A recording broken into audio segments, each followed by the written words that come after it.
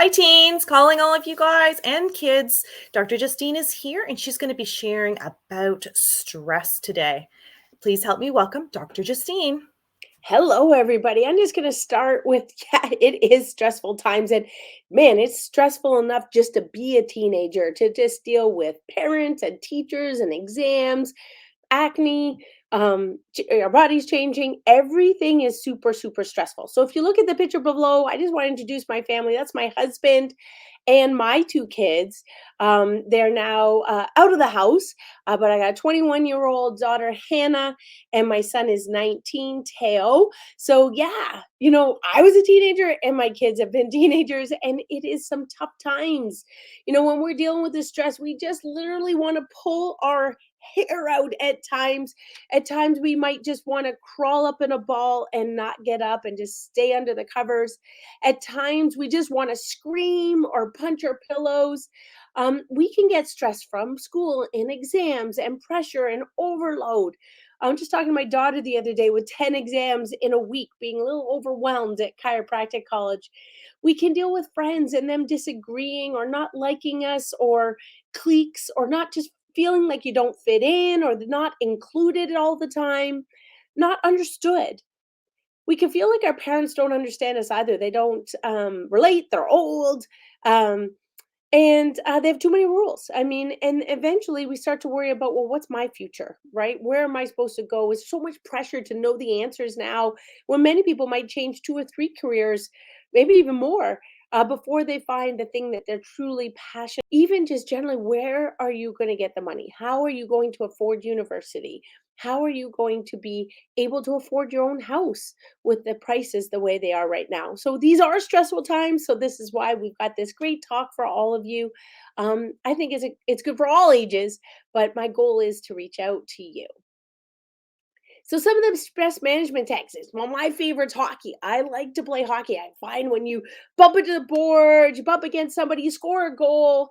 Um, this is how you sweat. You deal with stress. It also teaches us about falling and getting back up, losing and playing a game again, because that's what life is like.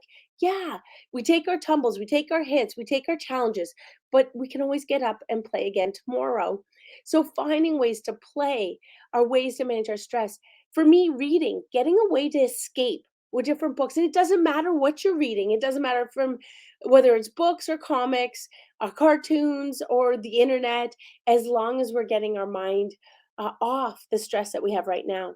One of the ways to manage stress is just to jump. Even if we just do a minute of bounding and just moving our legs, a minute, just a minute, can change those stressful um, emotions. And number five is funny videos. So often during the week, I'll watch ridiculousness or crazy falls, um, and just to look at things that make you laugh, things that maybe is romance that make you feel happy, but look at different ways of comedy in order to change your stance. I encourage you to dance. I know we can't have dances at school. We can't do things the way we were before, but you can dance in your kitchen. Get the music on, turn it up loud. Parents don't like it, put in your earpods, but get our bodies moving to music. One of the best ways to deal with stress is to take a breath. So, nice breath in and breathing out. And even if we just do 10 seconds in, 10 seconds out, just 3 times. 10 seconds in, 10 seconds out, 10 seconds in, 10 seconds out, 3 times. Now, for young people, a way to force our way to breathing is to blow up 3 balloons. Blow up 3 balloons will change your breath, change your state. There's nothing we can look at balloons, it just doesn't make it fun. And if you're super stressed, pop them, enjoy that big loud noise.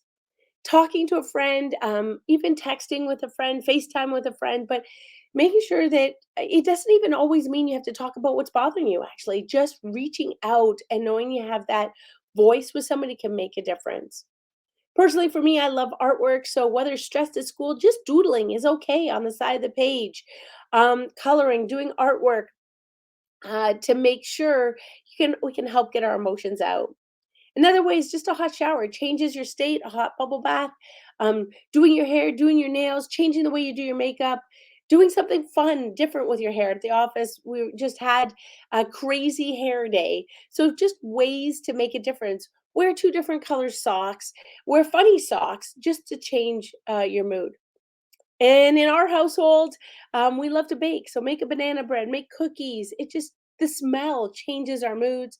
And finally, finding time for that quiet time of prayer or meditation, reaching out to your spiritual leaders or just on your own, just having your favorite chair and a moment just to take a breath and quiet our times and be able to say gratefulness moments or things that we're grateful for, thankful for.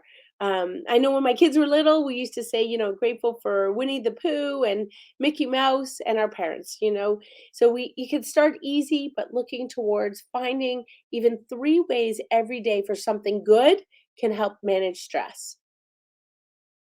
Now, when we deal with stress right now, going to school and getting back to school, we can have these heavy, heavy knapsacks, which put stress on our neck and our shoulders. And that can affect tension. It can cause tension headaches, but it actually can even just affect the way we focus. And eventually, that top part of your neck can even affect your balance and your strength and power the nerves here into your hands. So as we carry those knapsacks, we still want to make sure we have our shoulders over our hips in order to manage that stress on our back. And so that means making sure we do up that knapsack on the front if we can. Would be much better. If not, to hold it at the front so the knapsack's tight to your back, and anything that's heavy in the knapsack is closest to the back, not in the outside pocket. Some of the areas that damage our spine and our neck, but also our eyes, are laptops and iPads. We can see in both these situations not very good posture. So we want to look at different ways from, whether it's IKEA or Staples, there's different ways to have holders for your iPad, your laptop to protect your neck. So we want to make sure our ear is over our shoulder as we're using our devices. That will help our focus and help maintain the curve in your neck, which will help prevent arthritis later on and damage to that brainstem and the nerves in those areas. Short periods of time, it's not a problem, but we're finding more and more screen time, and then that means more prolonged repetitive stress on your neck. Now, the big one is using blue light glasses. If we're having a lot of screen time, we need to protect our eyes so that we're not leading for glasses sooner or damage to our eyes. So, we are seeing this happen more and more through the pandemic with more and more screen time and online learning. So, invest, they're not expensive, blue light glasses and just eye exercises, giving your eyes a chance away from the screen. And it's so simple. When you're on the screen, look up, look right, look left, look down, close your eyes, open your eyes. One exercise. Doesn't even take 10 seconds. You can draw an H and follow that H with your eyes, and you can do accommodation forwards and back just to take a break for your eyes. And if you want to make it harder, you can cover one eye and then cover the other eye. Just giving yourself some eye exercises to reduce that strain from blue light. Now, we need to eat healthy food. I know when I'm home, I want to eat more. So it's so easy to want to reach for the cookies, the carbohydrates, the cereal, the ice cream. So making sure talking to our parents and our families about healthier snacks, and if they're pre-prepared, we're more likely to eat them. So whether it's some cheese and nuts or hummus, we're looking at berries or sliced fruit. Ants on our log is celery with peanut butter and raisins, um, orange slices. We want to make sure that if it's available, it's there. It's a lot easier to go for that. So that means having it pre-prepared. If you can prepare a few days in advance, then we'll reach for those healthier snacks rather than when we're just hungry, we're gonna and nothing's prepared. We're gonna reach for probably the wrong choices, more of the cereals, the cookies, the crackers that don't give us energy. They give us that high and then that crash, and that won't help us with school. Some of the coping techniques, definitely want to do something physical. So even just jumping jacks, just getting your body moving, or punches. Getting outside just for a little walk, take the dog out, go hug a tree. Even chewing gum can change how we manage stress. Find something that you can fidget with. So, something in your hands. Sometimes it's a stone, it's a toy, it's a squeeze ball, a fidget activity. And then music. Music can change your mood. Find the ones that you love, put it on in the background, and that can help us to distract us from stress. We talked about breathing exercises and hugs from parents, hugs from family, but even hugging yourself, just getting your upper body moving, opening up your chest, and giving yourself those self hugs. Watching those funny movies, um, America's, funny movies, America's Talent, things that will change your mood. Finding a toy to cuddle with, a pillow to cuddle with, your favorite blanket to cuddle with, can make a difference. And writing down your thoughts. It's amazing if every day you just take, a minute or two to write down, not worrying about spelling and not worrying about uh, English language periods, punctuation, but just getting a few thoughts down. And finally, playing a game or doing a puzzle, just getting ourselves, um, our mindset on something different. It doesn't matter what it is, but our mindset to change and focus on something else. Just giving yourself a little break. So I think of it as like if you're playing a hockey game, you have shifts. And so you go out all hard and then you come in the bench and you take a breather. And then you go out all hard and then you take a breather. Well, in life, we need the exact same thing. We need those breathers. We need those little breaks away. And then we're able to focus that much better when we get back into our activities, our schoolwork, our studying. So there are tons of people that are there to help that give you some of these stress techniques. I'm a chiropractor. We're happy to help. But your medical doctor, your teachers, your counselors, your parents, there are numerous helplines. This we need to know that we're not alone. There are different helplines. Please reach out to these. You can see that there's a 24/7 crisis team, there's kids helplines, there's Tangerine. Take a look, take a screenshot, take a picture of this. You are not alone. Reach out. The biggest mistake we can make is to try and just do it on our own, to tough it up.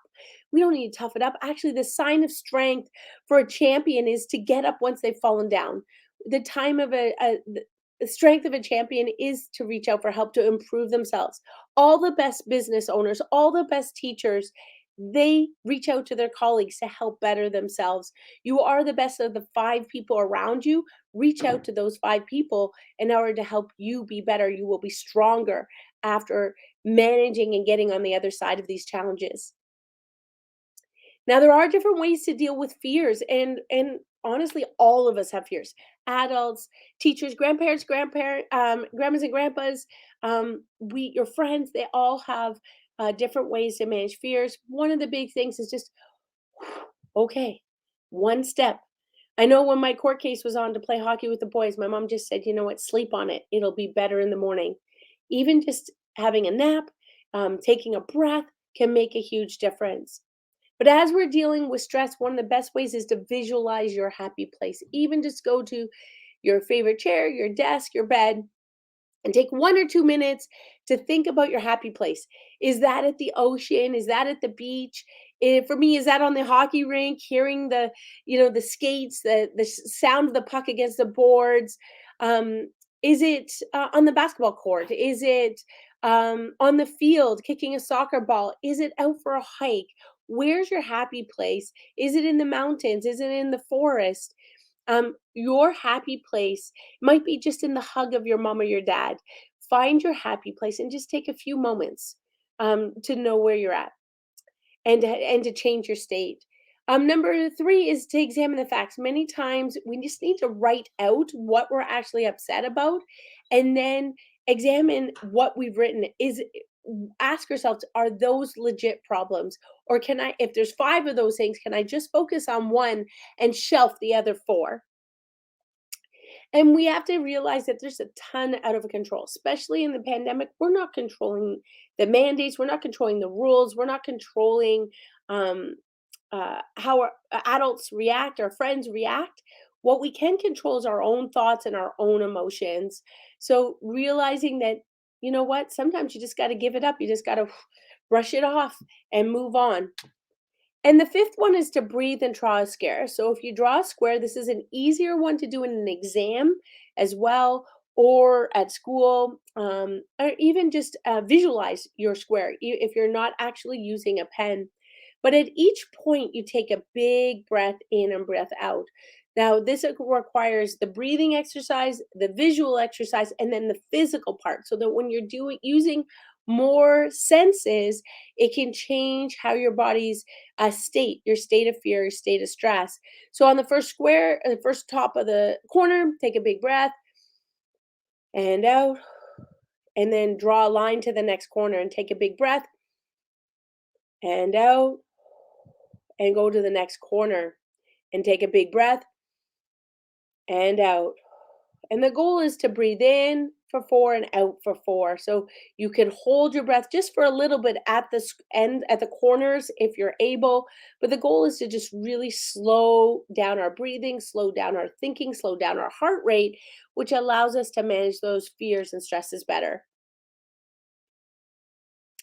I got a ton of information for you. We do work with kids and with teenagers and adults. We're all facing these stresses, these fears, and we have awesome opportunities through our communities to reach out to others and other helplines to help you. So stay tuned with us, connect with us.